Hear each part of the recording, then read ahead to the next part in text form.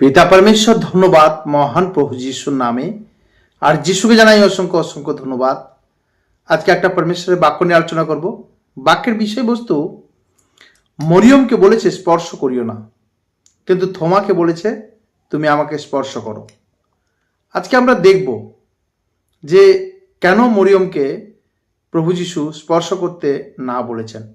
মৃত্যুর পরে জীবন পাওয়ার পরে প্রভু যিশু প্রথম মরিয়ম দর্শন পেয়েছেন এবং দর্শন পাওয়ার পর মরিয়মকে প্রভু যিশু দৃঢ় আজ্ঞা দিলেন তুমি আমাকে স্পর্শ করিও না।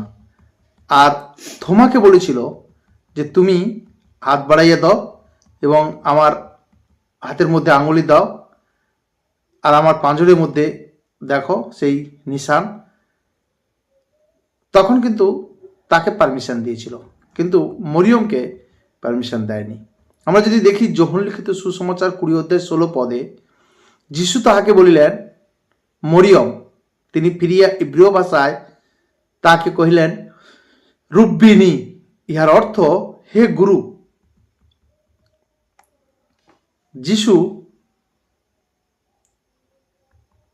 যিশু তাহাকে কহিলেন আমাকে স্পর্শ করিও না, কেন এখনো আমি ঊর্ধ্বে পিতার নিকটে যাই নাই, কিন্তু তুমি আমার ভাতৃগণের কাছে গিয়া তাহাদিকে বলো যিনি আমার পিতা ও তোমাদের পিতা এবং আমার ঈশ্বর ও তোমাদের ঈশ্বর, তাহার নিকটে আমি ঊর্ধ্বে যাই।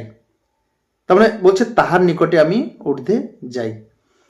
এইখানটায় প্রভু যিশু মরিয়মকে স্পর্শ করতে কেন না বলেছে আর থোমাকে বলেছে যে তুমি আমাকে স্পর্শ করে দেখো। আমরা এই বিষয়টা নিয়ে আলোচনা করব। যদি আমরা দেখি যোহন লিখিত সুসমাচার 20 অধ্যায় 27 পদে বলছে পরে তিনি থোমাকে কহিলেন এদিকে তোমার আঙুলি বাড়াইয়া দাও আর হাত দুখানি দেখো, আর তোমার হাত বাড়াইয়া দাও আমার কুক্ষি দেশ মধ্যে দাও এবং অবিশ্বাসী হইও না, বিশ্বাসী হও। আমরা যদি দেখি মরিয়মকে কেন স্পর্শ করতে না বলেছিল, এই বিষয়টা নিয়ে আমরা দেখব। আজকে বিষয় এটাই যে প্রভু যিশু মরিয়মকে কেন স্পর্শ করতে না বলেছিল।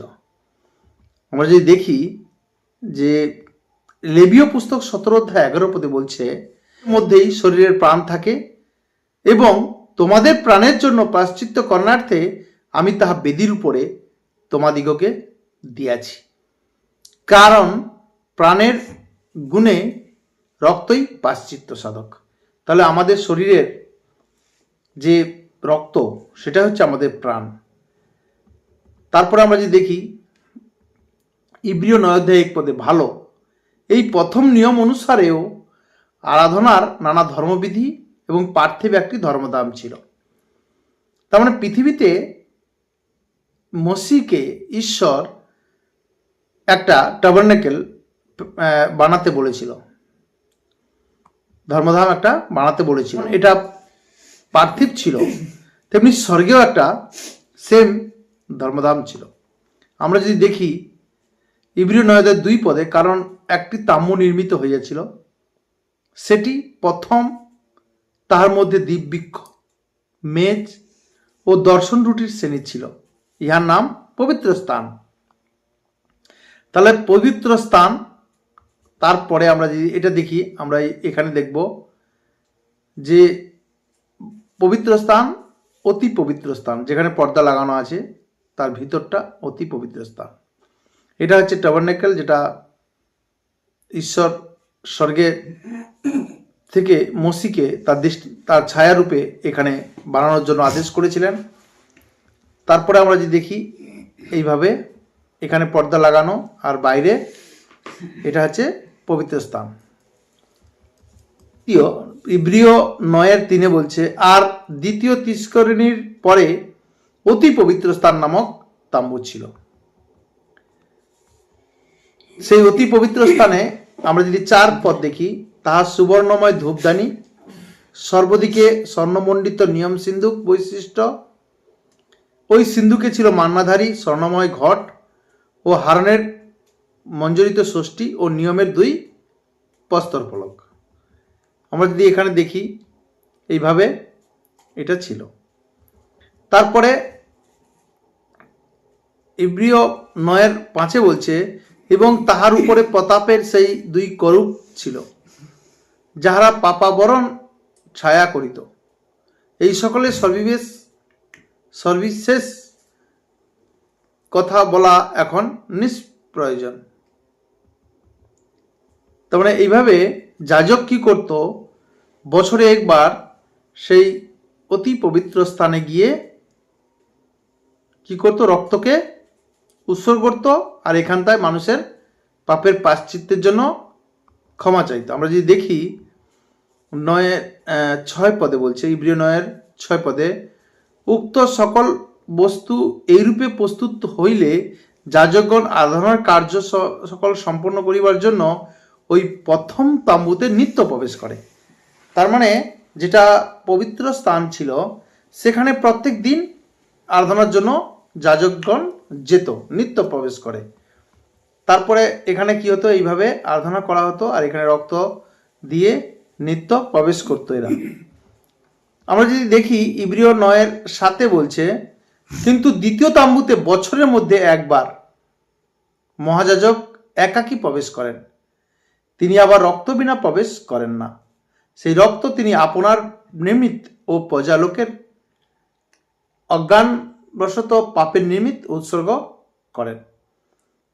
তার মানে প্রথম তাম্বু যেটা ছায়া ছিল, ঈশ্বরের স্বর্গের ছায়া, এই পৃথিবীতে যে তাম্বু বানানো হয়েছিল মসজিদ দ্বারা, প্রথম যে তাম্বু ছিল পবিত্র স্থান, সেই পবিত্র স্থানে নিত্য কি করত, তারা আসতে পারত।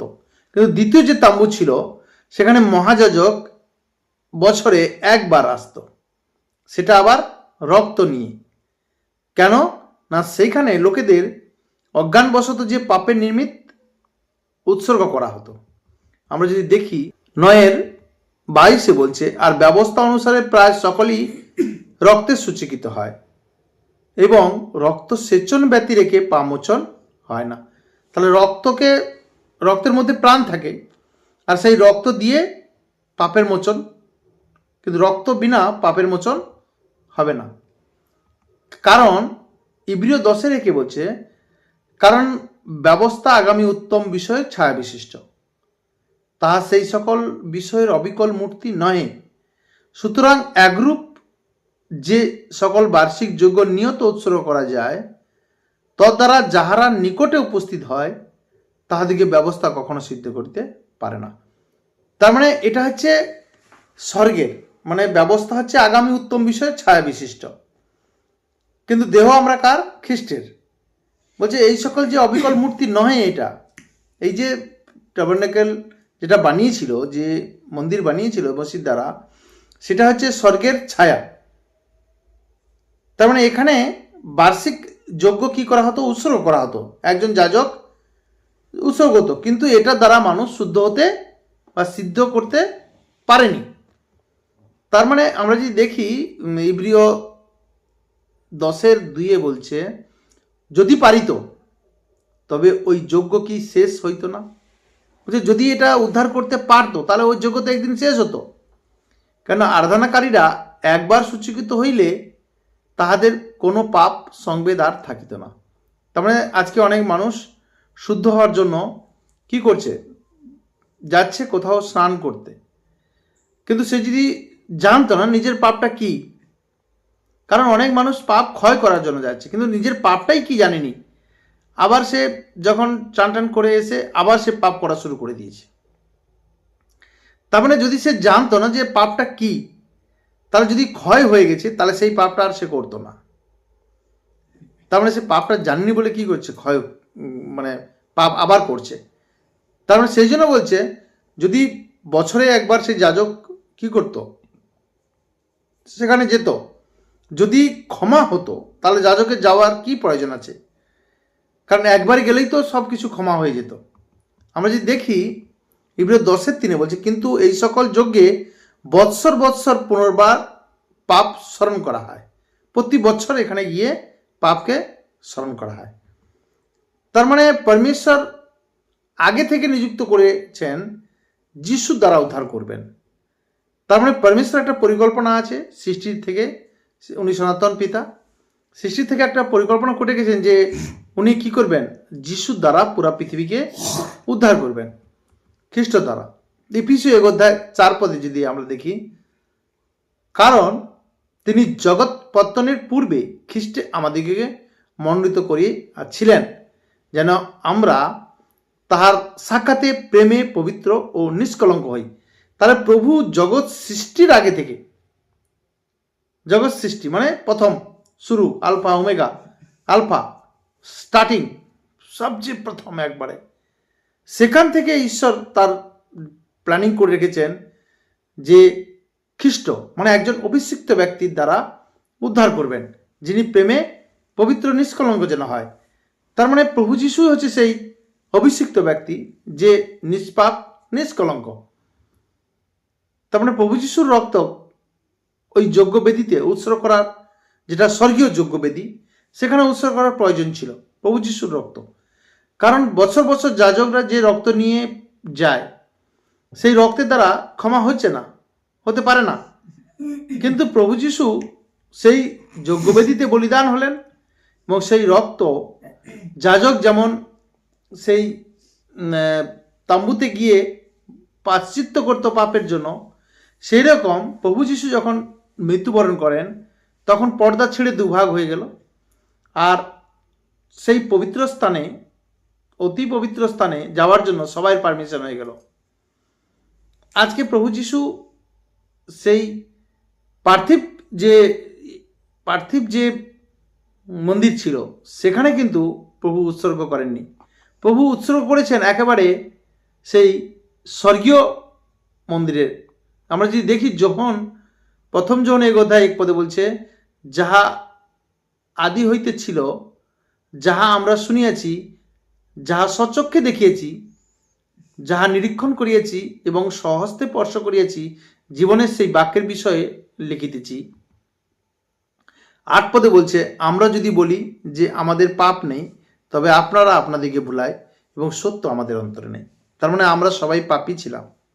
আর এই যজ্ঞবেদীতে প্রভু যিশুকে উৎসর্গ করার দরকার ছিল, কারণ যাজক কি করতো, একবার বছরে যেত, কিন্তু প্রভু পার্মানেন্ট আমাদের জন্য সেই স্বর্গীয় যজ্ঞবেদীতে গিয়ে কি করলো না, উৎসর্গ করলো। যখন তিনি মৃত্যুর পরে জীবন পেয়ে মরিয়মকে দর্শন দেন, তখন তিনি সেই উৎসর্গের জন্য সেই স্বর্গে যাননি। সেই জন্য মরিয়মকে বলছে, তুমি আমাকে স্পর্শ করো না। আমরা যদি দেখি যে আর আমি জানি যে তাহার আজ্ঞা অনন্ত জীবন, তাহলে প্রভু যিশুর আজ্ঞাই হচ্ছে অনন্ত জীবন। অতএব আমি যাহা যাহা বলি তা পিতা আমাকে যেমন কহিয়াছেন তেমনি বলি। তারপরে আমরা একটা পদ দেখব, দ্বিতীয় পত্র করিন্থীয় 5:21, যিনি পাপ জানেন নেই তাহাকে তিনি আমাদের পক্ষে পাপ স্বরূপ করিলেন, যেন আমরা তাহাতে ঈশ্বরের ধার্মিকতা স্বরূপ হই। তাহলে পাপ কে জানেনি, প্রভু যিশু জানেনি, কিন্তু পাপী কার জন্য হলো, আমাদের জন্য। কারণ আমাদেরকে কি করলো, ক্ষমা করলো, আর ঈশ্বর তাকে ধার্মিক ঘোষণা করলো, কারণ তিনি পাপ করেননি বলে।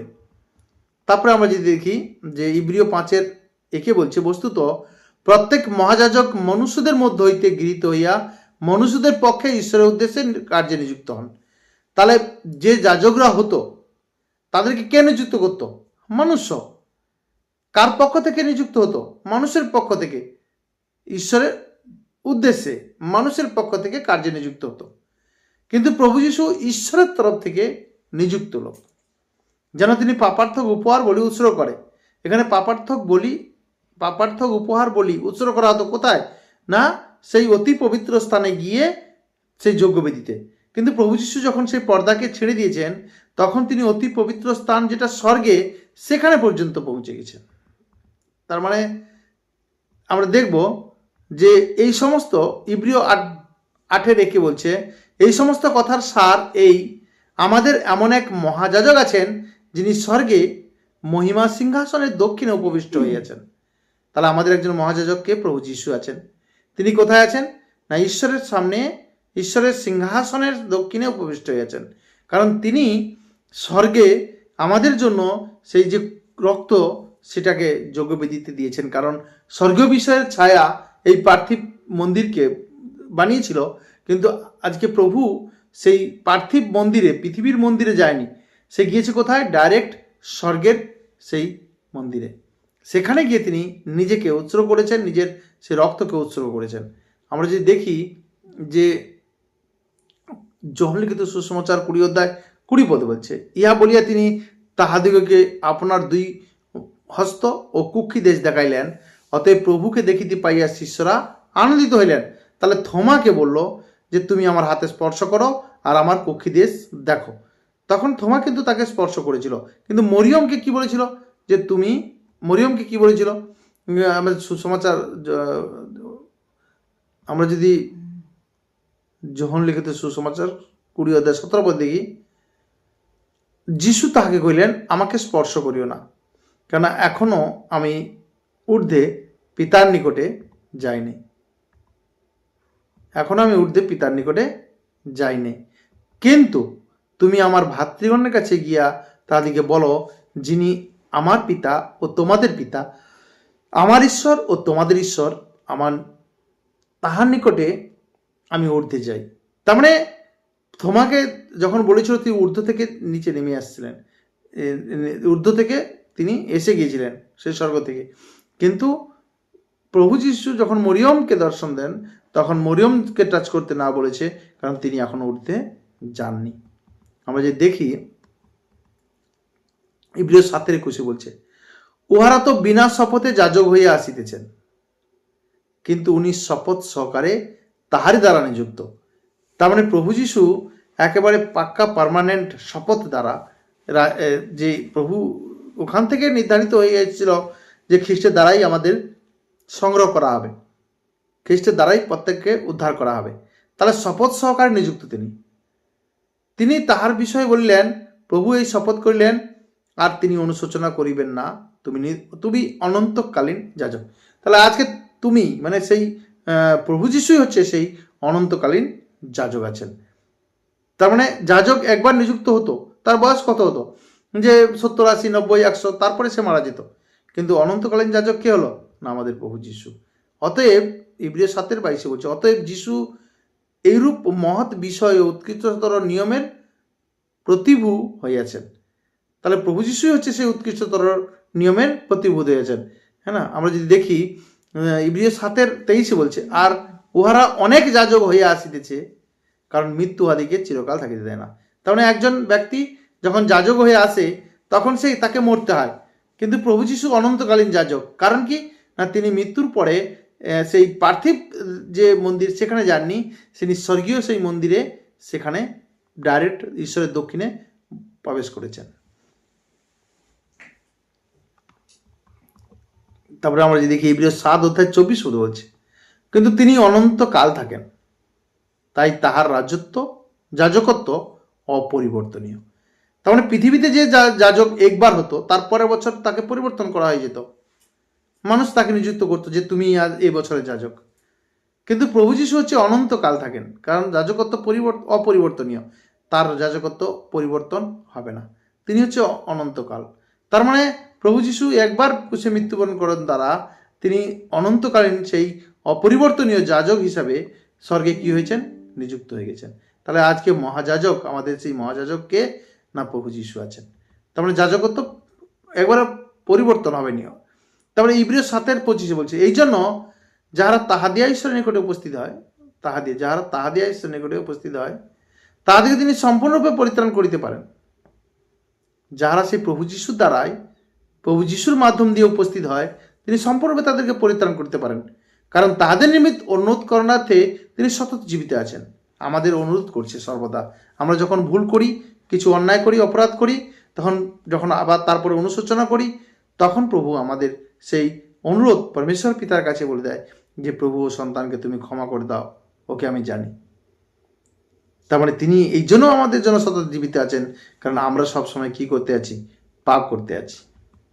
আমরা যদি দেখি ইব্রিয় 9:11, কিন্তু খ্রিস্ট আগত উত্তম উত্তম বিষয়ে মহাযাজক রূপে উপস্থিত হইয়া সেই মহত্তর ও সিদ্ধতর তাম্বু অহস্তকৃত, অর্থাৎ এই সৃষ্টির অসম্পর্কীয়। তার মানে সে উত্তম বিষয়ের মহাযাজক রূপে উপস্থিত হচ্ছেন। কোথায়? না স্বর্গে। উত্তম বিষয়ের মহাযাজক। আমরা যদি দেখি, যেখানে মানুষ কি করত না, ইব্রিয় 9:12 বলছে, সেই তাম্বু দিয়া ছাগদের গোবৎসদের রক্তের গুণে নয়, কিন্তু নিজ রক্তের গুণে একেবারে পবিত্র স্থানে প্রবেশ করিয়েছেন ও অনন্তকালীন মুক্তি উপার্জন করিয়াছেন। তার মানে প্রভু যিশু ছাগল বা গরুর রক্তের গুণে যায়নি, নিজ রক্তের গুণে তিনি গিয়েছেন, কারণ ওনার রক্ত কি ছিল? পবিত্র ছিল। তারপরে আমরা যদি দেখি ইব্রিয় 9:23 বলছে, ভালো যাহা যা স্বর্গস্থ বিষয়ের দৃষ্টান্ত, সেগুলির এই সকলের দ্বারা সূচিকৃত হওয়া আবশ্যক ছিল।